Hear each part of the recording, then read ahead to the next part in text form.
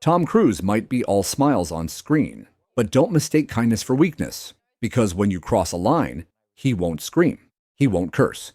He'll just dismantle your entire question, your tone, your intent, and your professionalism in a matter of seconds.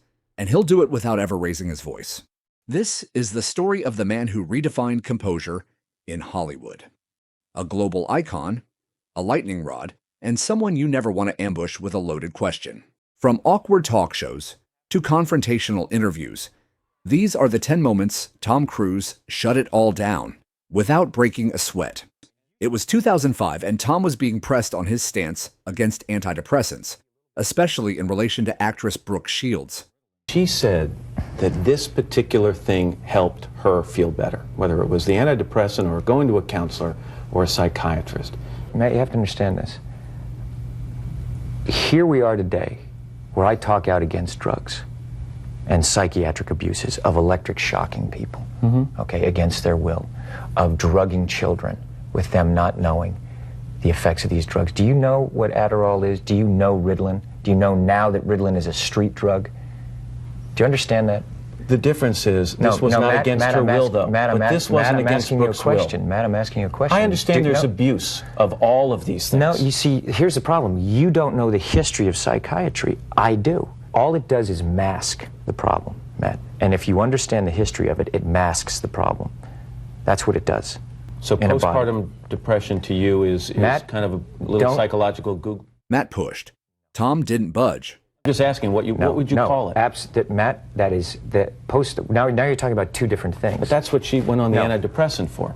But what happens, the antidepressant, all it does is mask the problem. There's ways of vitamins and through exercise and various things. I'm not saying that that isn't real. That's not what I'm saying. That's an alteration of what I'm saying. I'm saying that drugs aren't the answer. That these drugs are very dangerous. They're mind-altering, antipsychotic drugs. And there are ways of doing it without that so that we don't end up in a brave new world. Matt tried to soften the confrontation, but Tom's voice never wavered. And you're here on the Today Show. Right. And to talk about it in a way of saying, well, isn't it okay, and being reasonable about it when you don't know, and I do. I think that you should be a little bit more responsible in knowing what it is, because you communicate to people. No yelling. No insults, just razor-sharp precision that left Lauer looking like the uninformed one.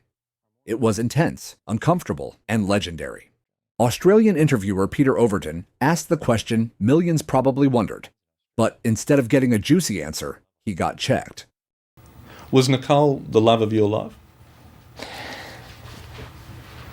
What do you mean, Peter?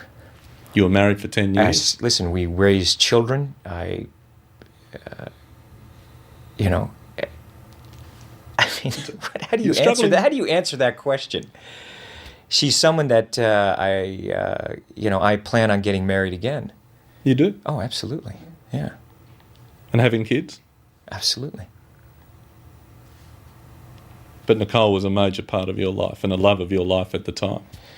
I loved Nick very much. There's no question. Would you like Nicole to remarry? Yes. I want Nicole to be happy. That's what I want.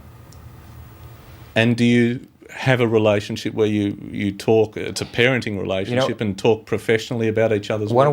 Listen, here's the thing, Peter. Yeah. You're stepping over a line now. You're stepping over a line. You know you are.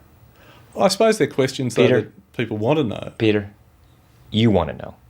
Tom stared at him. Peter stumbled. What began as an attempt to pry open personal wounds became a masterclass in setting boundaries. An Asian reporter once asked Tom about Trump-era tariffs and overseas film productions. It was a complicated, politically charged question, disguised as casual curiosity. I like to ask this question to anyone who's up for it. I watched the film, and I saw that it was filmed in many different locations around the world, including Africa. And of course, we all are aware of the tariffs that President Donald Trump has been imposing on overseas productions and films. So is this particular movie under that tariff? And also, how much of the film was shot overseas?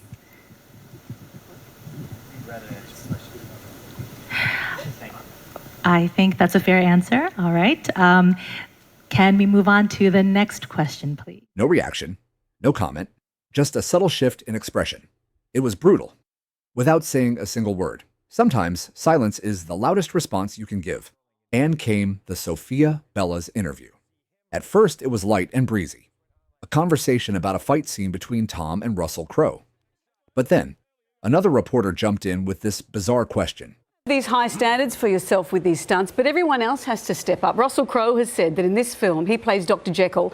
You have a fabulous fight scene, and he said you both had a discussion. You said, you know what, let's both just absolutely go for it. Yeah. And look, he's an amazing athlete. He's a very good stuntman himself also. And, you know, if you look at the fight sequence that we have together, it was, we really had a lot of fun doing that. He said he got bruised. I don't know how much fun he had. Both of us got bruised. When he picks me up and slams me on that table, you know, he's... It's a real table.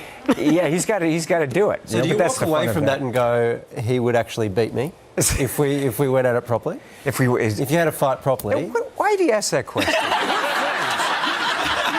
Why even? It's like, I don't even think of stuff like that. I don't even think like I'm going to fight my that's friend. right, because you're always thinking of the audience when you're making people. Exactly. He's my friend. You know, that would never happen. The question was awkward, but Tom's answer? Composed, firm, and icy. The message was clear. He wasn't there to entertain dumb hypotheticals, especially ones that pitted him against friends. Now this one?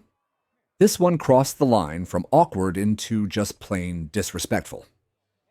A man disguised as a reporter squirted water in Tom's face during a red carpet interview. Yeah, but it's about a family. It's about the journey of this family. Yes. Now, why would you do that? Why would you do that? Come here. Why would you do that? He looked the man dead in the eye. He repeated the phrase, calmly, firmly, again and again. The prankster was stunned. What's so funny about that? It's ridiculous. Do you like making less of people?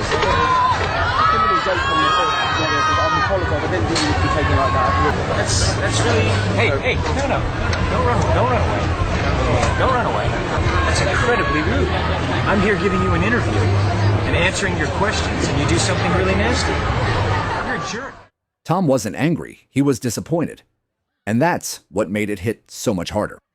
In a separate interview, Tom was asked a strange hypothetical. It was a veiled jab, suggesting his life isn't normal, that his stardom made him less human. Going back to Mission Impossible, one of my favourite bits of tech in that movie is, of course, the masks, right? And the reveal. If you could have a mask of just an average person, no one knows who you are, and you could walk about your life, no one knows that you're Tom Cruise, what are you doing? Beg your pardon? What are you doing? Like, it's not you. What would I do? Yeah, what would you do? No one knows it's you. They can't be there. No, but I just do the same thing I always do. Go watch movies. Go watch movies. Go make movies. Go tour the world. You know, I feel look, it's a privilege. It's a dream of mine my whole life to do what I do and travel the world, the places where I was in America, and just work in these environments. And the kind of welcome that I get, I never take it for granted. It's very beautiful. So I enjoy it. I enjoy people. Tom didn't miss a beat. He wasn't rattled.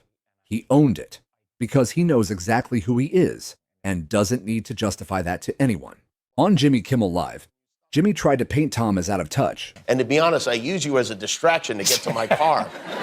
So I'm trying to help you out with that. Appreciate that. But are there times where you just want to, get to where you're going to go? And can you even, could you get on public transportation or go to a museum? Look, I'm ready for whatever's going to happen. So I don't change my life, but look, I like talking to people, you know, and as I said, I make my movies for them. And I do go on transportation. My security loves that when I do that. Yeah, I tube in England. Tom smiled, then dropped a story that shut it all down. Oh, I do that. Sometimes I'll put on my hat, my earphones, and I'll just go in and get on the tube just if I want to get to the studio. Does that work? Do people stop Sometimes. It does. Sometimes it works. Sometimes, people are, during rush hour, I go in and I'll be there. And I remember one time I was there and there's 14-year-old kid. This girl was there and everyone was looking at their phones and I just saw her. I looked over and kind of my head's down. I got my baseball cap and she's just staring at me like this. And I looked at her and she looked at me and she just looked around the subway like. It was funny, but real. Tom doesn't brag. He just lives, and when challenged, he brings stories, not excuses. Then came the insult. During a press tour for Collateral, an interviewer said the role seemed more fitting for Al Pacino or Robert De Niro. How are you? Hello. Very well, thank you. So when I read about this movie, I said, well, this is a typical movie for Al Pacino or for Robert De Niro, and then you went and took that role upon yourself. The insult wasn't even subtle. Tom didn't flinch. He leaned in. I mean, I don't get afraid to take on characters. I get excited, you know. There's always that question of, is it going to work? Will I be able to do it? To what level? But I really enjoy starting a character and just having at it, you know, and see what happens. He didn't defend his acting skills. He demonstrated his confidence. The interviewer tried to knock him down a peg. Tom stood taller instead. And when the same interviewer crossed another line, mic drop. Take responsibility for what you want to know. Don't say what other people. This is a conversation that I'm having with you right now. You're right. Okay. So I'm just telling you right now. Okay? Just put your manners back in. Do you think I was out of line? Yes, absolutely. Well, I apologise for that Good. sincerely. Good. Over the years, interviewers have tried it all. Loaded questions, personal digs, gotcha moments, even physical pranks. Tom never plays their game. Because he doesn't need to raise his voice to make a point. He doesn't need to explode to hold power.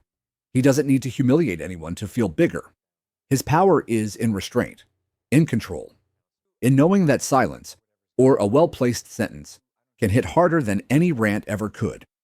So the next time you see Tom Cruise smiling during a press tour, just remember, that smile isn't weakness, it's a warning. Because if you step out of line, he won't shout. He'll outclass you, and you'll never see it coming.